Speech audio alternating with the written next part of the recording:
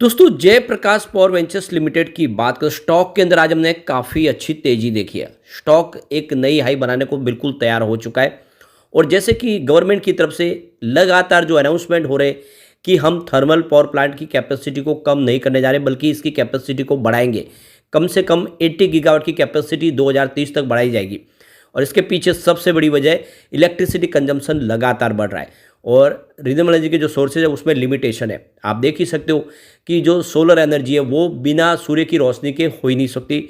जब सूरज की रोशनी नहीं होगी तो सोलर एनर्जी से बिजली का निर्माण नहीं होगा और अगर हवा नहीं होगी तो विंड एनर्जी के माध्यम से बिजली का निर्माण नहीं होगा। इसीलिए वहाँ पे लिमिटेशन है और चौबीसों घंटे बिजली बना सकते हुए है थर्मल पावर प्लांट।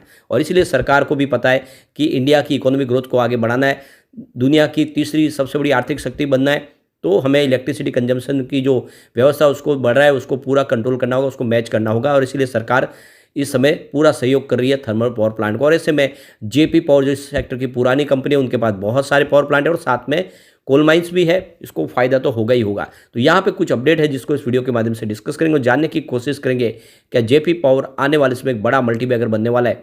वैसे तो ये ऑलरेडी मल्टीबैगर हो चुका है, लोगों को इसने बहुत ज़बरदस्त रिटर्न दिया है। आगे की क्या संभावना जानेंगे इस वीडियो के माध्यम से। लेकिन फ्रेंड उससे पहले अगर आप पहली बार हमारे चैनल पे आए तो चैनल को सब्सक्राइब कर दीजिए, एक बेल आइकॉन दबा दीजिए ताकि जब भी नया वीडियो बने पहला नोटिफिकेशन आपको मिले। वीडियो पसंद आए तो लाइक से जरूर कीजिए। चलो फ्रेंड्स वीडियो स्टार्ट करते हैं। मैं हूँ आपका दोस्त SB दवे और हमारे अपने चैनल ऑनलाइन कमाई में आपका बहुत बहुत स्वागत है। सबसे पहले BSE सेंसेक्स की बात कर ले तो आज 73,158 के स्तर पे क्लोजिंग दिया जहाँ पे 535 पॉइंट की तेजी थी, यानी 0.74% की तेजी। लेकिन आज हमने गिरावट बहुत ज़बरदस्त देखी है। बाजार की शुरुआत 200 पॉइंट की तेजी के साथ हुई, उसके बाद में जो गिरावट का माहौल बनने लगा तो लगभग 600 पॉइंट की बड़ी गिरावट हुई है। यानी आज इंट्राडे में 72,000 का स्तर भी देखा और इंट्राडे में ही 73,000 के ऊपर भी जाता हुआ देखा। यानी निचले लेवल से लगभग 1200 पॉइंट की बड़ी रिकवरी हुई है। और इसमें आज इंट्राडे में काफ़ी लोगों को ज़बरदस्त झटके भी लगे हैं क्योंकि आज पूरी तरह से रोलर कोस्टर की तरह इसने काम किया आज बाजार ने। निफ्टी एनर्जी में भी तेज़ी काफ़ी ठीक थी। 39,589 के स्तर पे 306 पॉइंट की तेजी थी, यानी 0.78% अपर क्लोजिंग दिया निफ्टी एनर्जी ने। और देख सकते हो कि इस तेजी के बाजार में भी आज FI बाजार में बिकवाल बन गए फिर से। आज उन्होंने काफ़ी बड़ी बिकवाली की है। आज FI ने 14,376 करोड़ का फ्रेश इन्वेस्टमेंट किया, लेकिन सामने 15,786 करोड़ का उन्होंने अपना माल बेचा है। तो उन्होंने आज 1,410 करोड़ की बिकवाली कर दी है। कल उन्होंने थोड़ी सी खरीदारी की थी और इस महीने में उन्होंने अभी तक 17,133 करोड़ का अपना माल बेच दिया है। तो FI बाजार में फिलहाल बिकवाल बने हुए। इस महीने में उन्होंने अभी तक बिकवाली ही ज़्यादा की है, वो अभी भी बाजार में भरोसा नहीं कर पा रहे। दूसरी तरफ बाजार में आज जो सपोर्ट मिला, जो तेजी बनी, वो DI का बड़ा साथ मिला। आज DI ने 10,473 करोड़ का फ्रेश इन्वेस्टमेंट किया, सामने 8,649 करोड़ की उन्होंने बिकवाली की। तो उनकी जो खरीदारी का आंकड़ा 1,823 करोड़ पॉजिटिव है और इसी वजह से आज बाजार संभला है। वैसे इस महीने में उन्होंने 20,749 करोड़ का नया इन्वेस्टमेंट किया। यानी इंडिया के जो बड़े इन्वेस्टर है वो बाजार पे भरोसा कर रहे पूरा। जेपी पावर की बात करें, स्टॉक की शुरुआत हुई +20 पर। कल की क्लोजिंग 19.80 के आसपास थी। इंट्राडे में 20.45 का हाई भी बना और जो लो है वो 18.85 का। यानी हमने दिन में गिरावट भी देखी है, लेकिन काफ़ी अच्छी खरीदारी के दम पे निचले लेवल से बाजार ने एक शानदार बाउंस बैक दिया और 20.25 के आसपास क्लोजिंग दी जहाँ पे 2.27% की तेजी थी।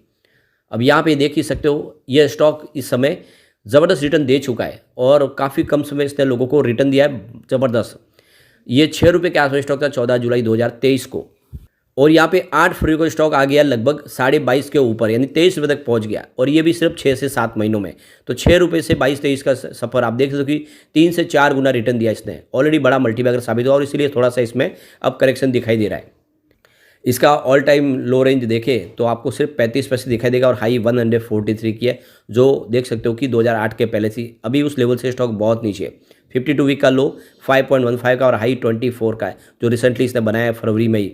तो देख सकते हो कि स्टॉक काफ़ी ज़बरदस्त दौड़ चुका है। उस लेवल से अभी भी 4 रुपये नीचे स्टॉक है। अब यहाँ पे इसकी परफॉर्मेंस देखें तो 16 फरवरी को स्टॉक 20.35 के आसपास था, जहाँ पे 3.3% की गिरावट हुई। 19 फरवरी की बात करें तो 20.90 के आसपास क्लोजिंग हुई, जहाँ पे 2.7% की तेजी बनी। 20 फरवरी को स्टॉक 20.40 के आसपास है, जहाँ पे 2.4% की फिर से गिरावट हुई। और 21 फरवरी को स्टॉक 19.80 के आसपास, जहाँ पे 2.9% की फिर से गिरावट हुई। लगातार 2 ट्रेडिंग सेशन से गिरावट हुई थी, उस पर आज ब्रेक लगा है। आज काफ़ी अच्छी हमने तेज़ी देखी है। तो स्टॉक फिर से 20 पर आ चुका है और यहाँ से आगे दौड़ने को तैयार है।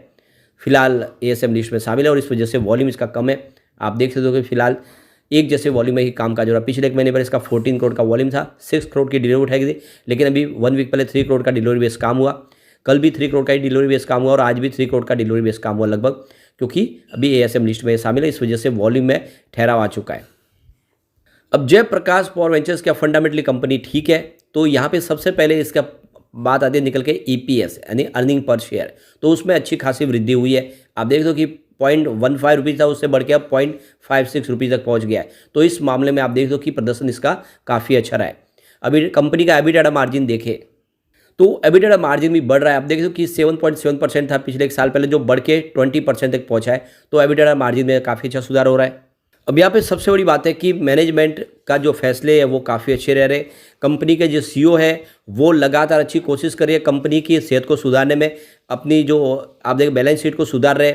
और आप देखें इनके पास इस समय देखें तो काफ़ी अच्छा कैश फ्लो भी है बिजनेस आगे लेके जाने के लिए, और लगातार अपने डेट को भी कम कर रहे। तो ये जो सारा मैनेजमेंट कोशिश कर रहा है, जिससे लग रहा है कि ये छोटा पेनी स्टॉक बड़ा धमाका कर सकता है, ऐसी संभावना दिखाई दे रही है। यानी इस पेनी स्टॉक में इन्वेस्टमेंट के बारे में सोचा जा सकता है। अब यहाँ पे इसकी परफॉर्मेंस देखें पिछले 10 सालों में, तो पिछले 10 सालों में इसने 2% का ही पॉजिटिव रिटर्न दिया, जबकि इस दौरान बीएसई मिड कैप में 20% की तेजी बनी है, बीएसई पावर इंडेक्स में 15% की तेजी बनी है। तो लूजर यहाँ पे जेपी पावर है, लेकिन पिछले 5 साल के हिसाब से इसने 63% का शानदार रिटर्न दिया है, जबकि इस दौरान बीएसई मिड कैप में 23% की तेजी बनी है और बीएसई पावर इंडेक्स में 29% की तेजी बनी है। तो यहाँ पे पिछले 5 साल के हिसाब से सबसे शानदार प्रदर्शन किया वो जेपी पावर ने। 3 ईयर की बात कर ले तो जेपी पावर ने 92% का शानदार रिटर्न दिया है, जबकि बीएसई मिड कैप में इस दौरान 25% की तेजी बनी है और बीएसई पावर इंडेक्स में 39% का हमने पॉजिटिव रिटर्न देखा है। तो जो रिटर्न है सबसे शानदार वो जेपी पावर का है।